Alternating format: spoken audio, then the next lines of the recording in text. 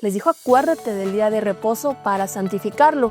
Y desde la creación está el sábado como esta institución para que nosotros, semana con semana, recordemos que Él nos creó.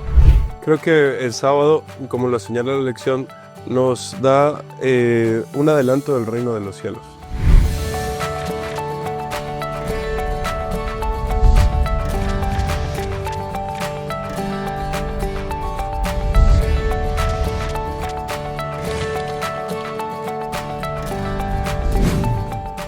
Bienvenidos una vez más al repaso de la lección de la Escuela Sabática Universitaria. Pues todo lo que inicia tiene que terminar y hoy estamos llegando al repaso número 13, el tabernáculo.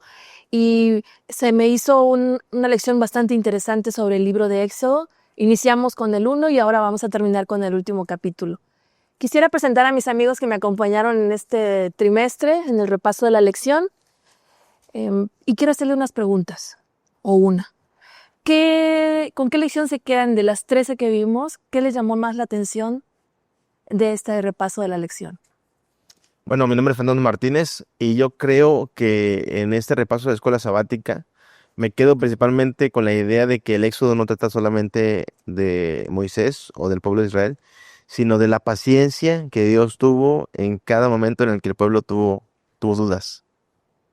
Hola, ¿qué tal? Soy Elisa Mena y bueno, a mí me gustó la parte en la que Dios nos da su espíritu como a Bezaleel y no nada más su espíritu, ese nos da inteligencia, nos da creatividad para que podamos realizar su trabajo. ¿Qué tal? Mi nombre es Felipe Angarita y creo que los 13 temas han estado supremamente interesantes. Sin embargo, me llama mucho la atención el tema 7, cómo la provisión para el pueblo y este don de Dios de no solo llevar al pueblo por un camino, sino sustentarlo y al final desenlazar todo para que pudiera tener un fin que estaba propuesto.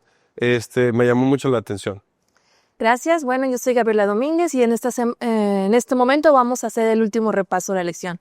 Pero primero vamos a hacer la oración, Fer. Claro. Querido Dios, Señor, te damos gracias por permitirnos llegar hasta este momento. Te pedimos que tú nos acompañes en este repaso de lección de este cierre de trimestre, Señor, y que tu Santo Espíritu pueda estar con nosotros y nos ayude a entender y a comprender lo que tu Santa Palabra tiene que enseñarnos el día de hoy. Todo te lo pedimos y agradecemos en Cristo Jesús. Amén. Amén.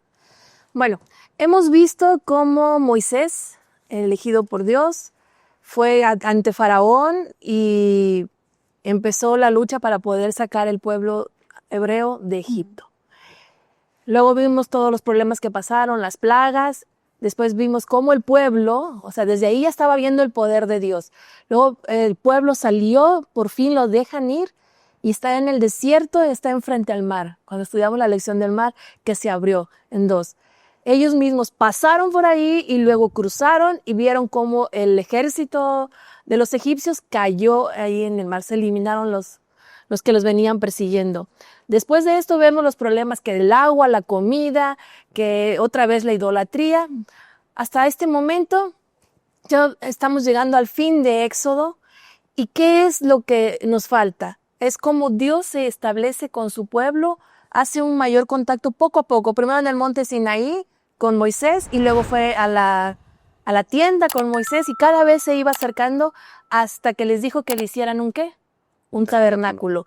Pero antes de que le hicieran un tabernáculo, una tienda donde ellos pudieran ir a adorar a Dios, ¿qué fue lo primero que les dijo? Acuérdate de qué. Del sábado.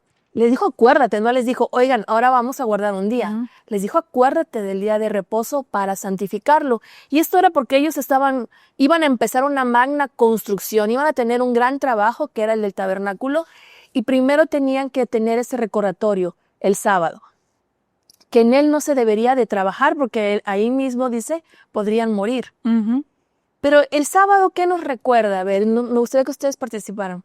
Pues la primera cosa que nos recuerda y es justamente la creación.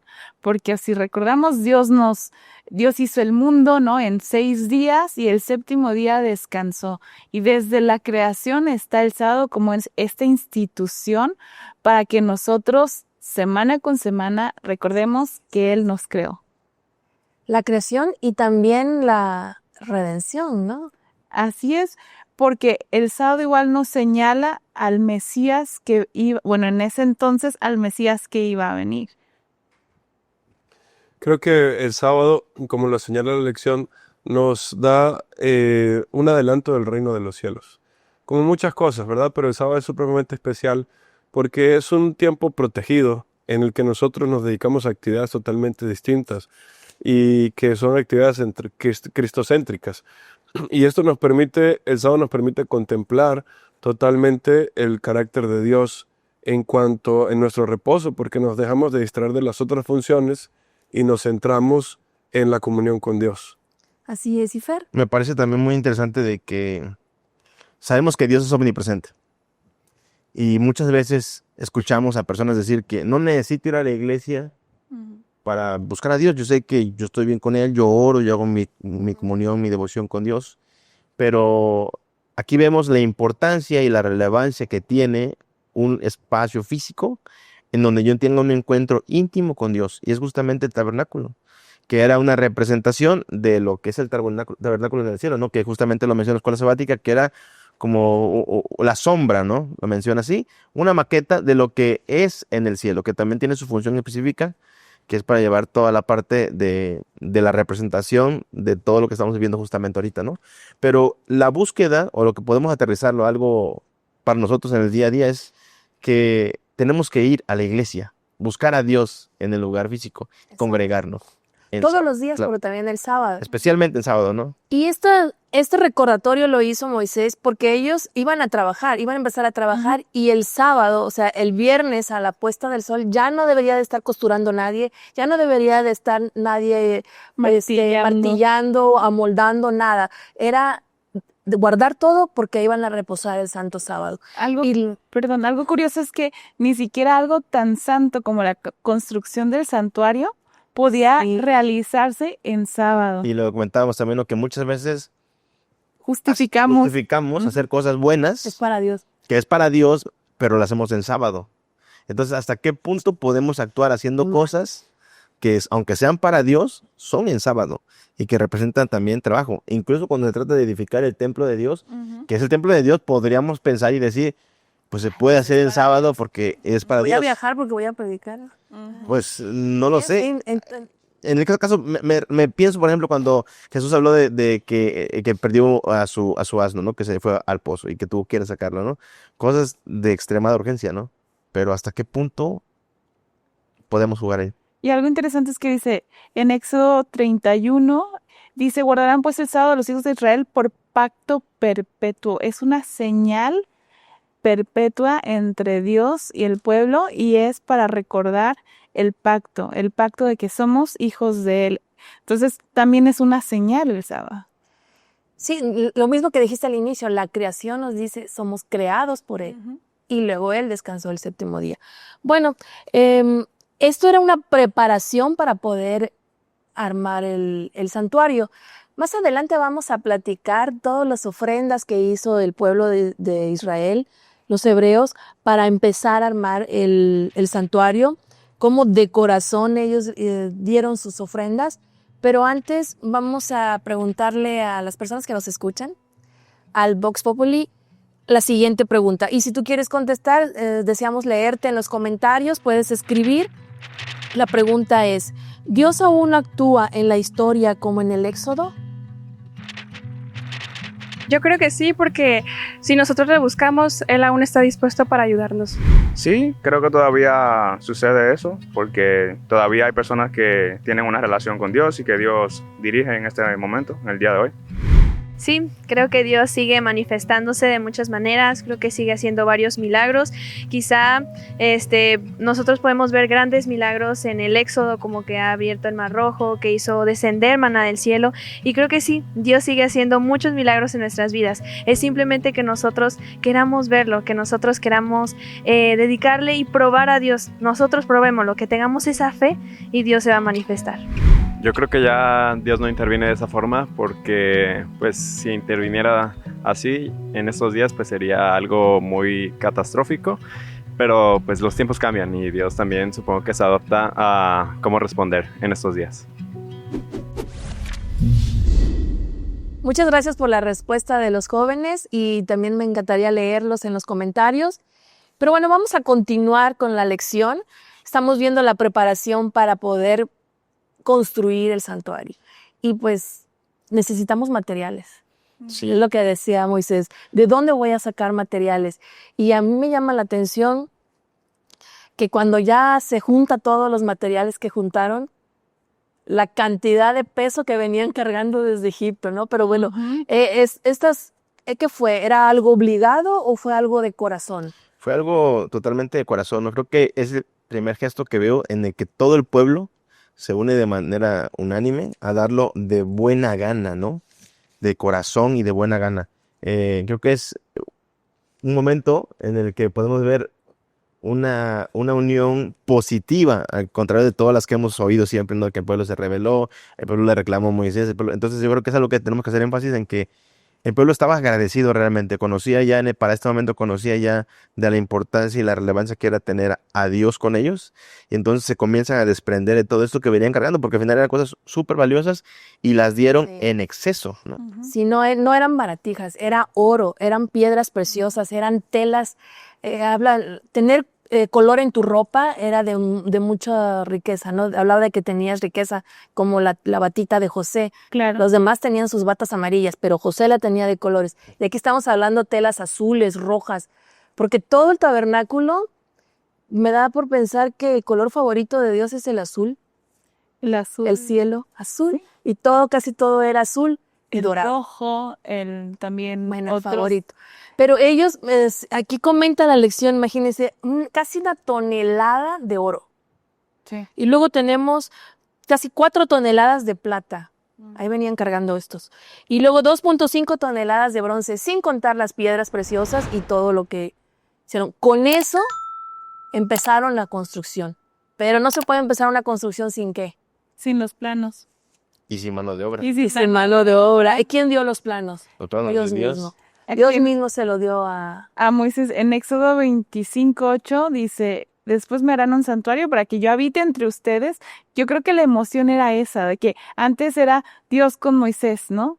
Y en este caso era Dios con el pueblo, o sea, quería habitar en medio de ellos. Y el santuario y todo su mobiliario deberán ser una réplica exacta del modelo que yo te mostraré. Entonces, y sabemos por Hebreos que hay un santuario en el cielo. Entonces, lo que le mostró Dios a Moisés fue el santuario celestial y entonces hicieron una réplica exacta. Que fue muy específico, ¿no? En las Sí, instrucciones. medidas, todo. Medidas, materiales, cómo se iban a hacer las cosas, todo está detalladísimo. Es muy importante ver cómo esta obra, ¿cierto? Que podemos asemejar esto guardando las dimensiones en cuanto a las obras públicas, ¿verdad? Las obras públicas son hechas con recursos pagados por impuestos, ¿verdad? Que se imponen por el Estado. Pero en este caso los recursos fueron solicitados, ¿verdad? De forma voluntaria. Y entonces nadie fue confiscado para construir el templo, ¿no? Entonces es importante este hecho porque el pueblo había pasado por un proceso de depuración de su devoción y su conexión con Dios. Y en un momento dijeron, pues ya están los planos, ya tenemos todo para hacerlo y tenemos las personas que Dios les dio el Espíritu y ahora participen, ¿verdad? Entonces esto también nos puede decir de que podemos participar de la obra de Dios de diferentes tipos de formas y maneras. Y una de ellas es contribuyendo voluntariamente, no con una cuota específica, sino con lo que tengamos para darlo para la obra de Dios. Como él dice, de corazón. De corazón. Tanto lo que ellos dieron fue de corazón, como la mano de obra fueron quienes quieren trabajar, los que alzaron la mano, ellos fueron los que trabajaron y la palabra de Dios dice de corazón. Entonces tenemos trabajadores que estaban amando lo que iban a hacer y tenemos una estructura perfecta porque detalla que iba a tener flores, manzanas, o sea, todo muy detallado. ¿Qué quiere decir esto del carácter de Dios? Para mí que la creatividad, eso está de más con Dios porque es un Dios creador, ¿no? Pero cada uno de esos detalles tiene un porqué. Hasta el número de los panes en la mesa, la receta de los panes para la mesa de la preposición, también la receta del incienso, cómo iba a estar el altar del incienso, la ubicación en la que iba a estar la entrada del santuario, también el número de pilares, el material con lo que se iba a realizar, todo tiene un porqué, porque son estas imágenes que Dios comenzó a utilizar para ir entrenando o enseñándole al pueblo el mensaje de salvación, porque finalmente el santuario nos apunta a Cristo. Entonces, cada uno de esos elementos tiene un porqué y tiene un mensaje para nuestras vidas. ¿Y qué dos cosas se celebraban en el santuario? En el santuario habían dos tipos de rituales. Estaba el ritual diario Sí. y los anuales. Entonces, en el ritual diario eran aquellos donde traían sus ofrendas para pedir perdón por sus pecados. Y algo muy curioso, previo al santuario, Moisés fue quien intervino por los pecados del pueblo, que dijo, bórrame a mí, no los mates, Señor, por favor, yo sé que se portaron mal, bórrame a mí. Pero en este caso, en el santuario, era el líder de cada familia que intercedía por su familia llevando la ofrenda. Así que ese es el ritual diario. Y los rituales anuales... Y además ahí ellos confesaban su pecado. Así es. Y hacían todo el acto de depositar esos pecados en el corderito. Y por la sangre. Entonces, y les tocaba a ellos matar al cordero. Tú y yo tenemos la sangre. ¿Qué significa la sangre? Pues la sangre de Cristo. En ese momento no había venido Cristo, pero estaban representando. De forma simbólica. Y estaban viendo cómo su pecado causaba daño a un ser inocente. Que finalmente eso fue lo que pasó con nuestro Señor Jesucristo. Y de ahí tenemos el anual. El anual, ese era el día de la expiación y era para el pecado de todo el pueblo. Y era otra ceremonia también muy grande donde el pueblo igual comenzaba a orar por el perdón de sus pecados. Así que vemos cómo Dios pasó. Pero ahí ellos veían la destrucción del pecado, o sea, representando que el origen del pecado al final va a ser destruido. Que ahorita ya se venció, ya sabe que está para abajo. Claro. Pero aún está dando patadas de ahogada. Pero eso quiere decir que ya se destruyó, esa es la consecuencia del pecado, y entonces ellos ya podían quedar libres. ¿Hasta qué? El ritual del santuario nos recuerda esa rendición diaria, ¿no? De ir ante el Señor y presentarnos. Y el día de expiación, pues como lo dices, ¿no? Ese momento, digamos, de la historia final de la tierra, ¿verdad? Y del pecado, en el que pues se terminará todo definitivamente, ¿no? Y esto nos recuerda a que el problema se resuelve completamente y llega a un final cuando se presentaba el sacerdote ante la cortina divisoria del templo y asperjaba la sangre y quedaba todo limpio, ¿verdad? Era un evento que pues simbolizaba ese reinicio de que los pecados han sido perdonados y ahora tenemos nueva vida en Cristo. Y este santuario es una sombra del santuario celestial. Es como cuando yo me paro una sombra, dice, bueno, sí, puede ser Gabriela, pero es una sombra levemente. No sabemos qué es lo que viene después, cuando veamos a nuestro Dios venir en los cielos y cuando vivamos con Él. Voy a terminar esta sección con la pregunta al experto. ¿Qué enseñanza de la construcción del tabernáculo podemos aplicar hoy respecto a la presencia de Dios en nuestra vida? El tabernáculo es una morada. Era una casa para que Dios habitara en medio de su pueblo. Y eso demuestra el gran anhelo de Dios, y es que Él quiere estar cerca de sus hijos, quiere estar cerca de nosotros. Pero lo que aprendemos aquí es que aunque Dios fue a vivir en medio de su pueblo, no fue que llegó y se metió a vivir sin ninguna medida. ¿Por qué? Él es un Dios santo, puro, es fuego consumidor, que si Él se hubiera presentado con toda su grandeza, hubiera consumido al pueblo de Israel. ¿Qué es lo que hace Dios? Pone límites y pone ciertas condiciones. Primero, en números vemos que Él los organizó. Los puso organizados como tribus alrededor del tabernáculo. Les mandó que se limpiaran, que estuvieran limpios. ¿Por qué?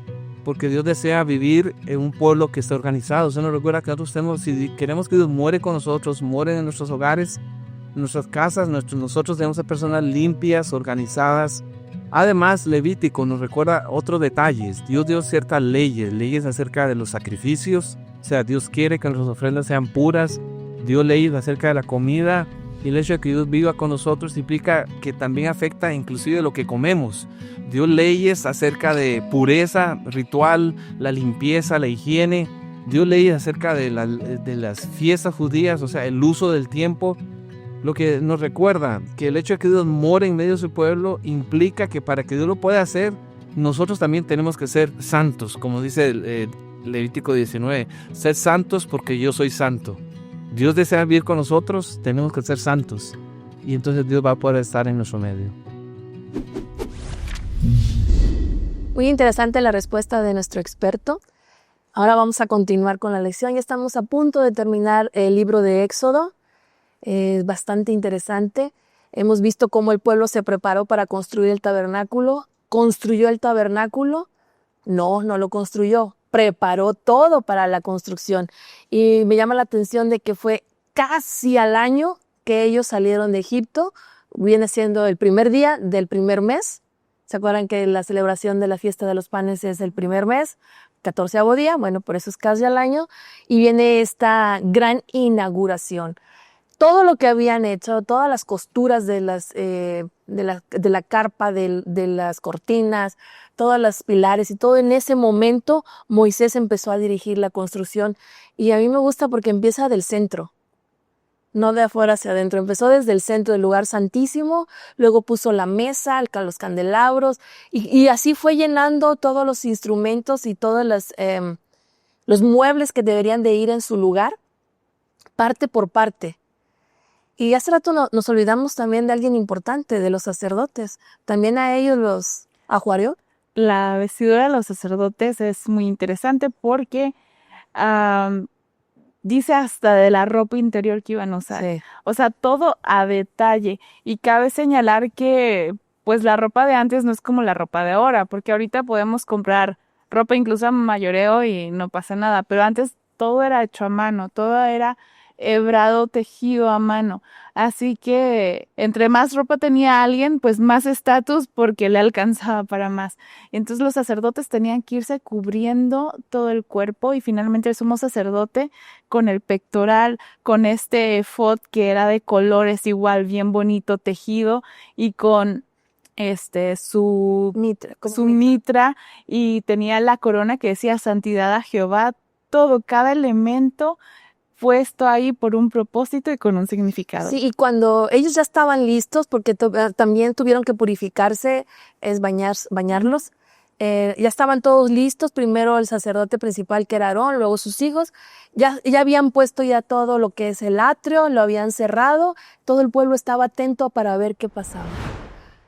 Y me llama la Ahí atención Moisés ya no podía entrar. Nadie podía entrar al lugar santísimo. ¿Qué te llama la atención? que era visible, o sea, que del hecho de que Dios estaba presente, era visible como una nube, ¿no? O sea, Todavía no, espérate, estamos llegando a que llega el momento en que ahora sí, cuando ya se prepararon, se quedaron bueno. todos esperando. ¿Y qué fue lo que pasó? entonces cuando se demuestra a Dios. La nube y de ahí fuego cae del cielo al altar de sacrificio y ese es un fuego eterno que no podían dejar que se apagara. O sea, porque ese fuego era fuego especial que caía del cielo. Después en el santuario de Salomón vuelve a pasar en la consagración del templo, en la iniciación del templo, pasa lo mismo y la presencia de Dios en forma de una luz muy brillante, llena el lugar santísimo y se pone sobre el propiciatorio. Sí, y no olvidemos que ahí en el lugar santísimo, ¿qué estaba? Estaba el arca del pacto y el propiciatorio es la tapa de oro macizo donde tenía los 2 querubines y adentro del arca pues estaban los 10 mandamientos. El decálogo. Sí, y ahí nadie podía entrar más que Aarón una vez al año. Nadie podía entrar. Y en la nube que tú estabas hablando, Fer, estaba de día y en la noche era fuego. O sea, qué impresionante eso es ver la columna ahí sobre La misma que se menciona cuando los defendió de los egipcios, ¿Sí? la que los protegía durante la noche. ¿Y qué significaba eso? ¿La nube quién era? Era Dios. Era Dios. La presencia de Dios. Era Entonces, la protección. de Dios. el tabernáculo estaba en el centro ahora y ahora ellos ya podían tener ese contacto con él. Creo que algo a considerar también es la palabra tabernáculo, ¿no? Que significa, entre muchas de sus acepciones, morada. Y en este caso, pues Dios les había dicho unos capítulos antes, oiga, quiero morar con ustedes. Pero la morada debía ser construida por el pueblo, ¿verdad? Y eso nos da a pensar también las tareas que nosotros debemos construir para que Dios que quiera habitar con nosotros pueda estar dentro de nuestro ser. Ahora quiero hacerle unas preguntas. ¿Cómo es comparada la encarnación de Cristo con el tabernáculo? Bueno, yo creo que aquí lo menciona la escuela sabática, que es algo que vamos a estudiar completamente y constantemente durante la eternidad, ¿no? Es una pregunta que humanamente podemos responder ahorita simple, que es la forma en la que Jesús se manifiesta en el tabernáculo y que la expiación que hacía el corderito era la representación de lo que Jesús hizo por nosotros al morir, pero hay mucho que no sabemos, ¿sí? Y cómo él, esa representación del tabernáculo, ya cuando Jesús vino, es precisamente eso. Dios se hizo humano, Se hizo para vivir entre nosotros, que justamente como mencionó Felipe, ¿no? Dios quería vivir y habitar en medio de su pueblo, así como Jesús vino y estuvo en medio de su pueblo. Y que todos los servicios, tanto diarios como anuales, apuntaban precisamente a Jesús y su salvación. Pero pues es un misterio, ¿no? Cómo Jesús es 100% Dios y 100% hombre también. Pues eso tendremos años para estudiarlo, pero gracias a Dios por Jesús que pudo venir a la tierra para poder habitar con nosotros y poder verlo. Aunque nosotros no lo vimos, pero qué maravilla los que en esa época estuvieron con Él. Y por medio de Él nosotros podemos ver al Padre, por medio de Él podemos conocer al Padre. Pues no sé si algo que quieran ustedes comentar acerca de esto para ir concluyendo. Sí, quisiera comentar que en el aspecto de esta didáctica, ¿no?, que usó Dios y también la presencia para vivir con el pueblo, podemos rescatar muchos aspectos referentes a nuestra vida, ¿verdad? De cómo Dios también quiere habitar, ¿verdad?, en su pueblo y cómo nosotros podríamos preparar con su ayuda el camino para que Él esté en presencia de nuestros hogares y también de nosotros como personas. Gracias. Pues bueno, hemos llegado al final del capítulo de Éxodo y con esto pues se terminó la lección. Hemos aprendido grandes lecciones en este estudio de la palabra de Dios, pero yo me quedo con que Dios siempre nos busca. Es el primero en buscarnos, quiere estar con nosotros y quiere que lo conozcamos su carácter y que dejemos que en nuestras vidas Él reine. Espero que tú en tu casa donde estés escuchando dejes entrar a Dios en tu corazón y puedas sentir esa transformación. Que Dios les bendiga.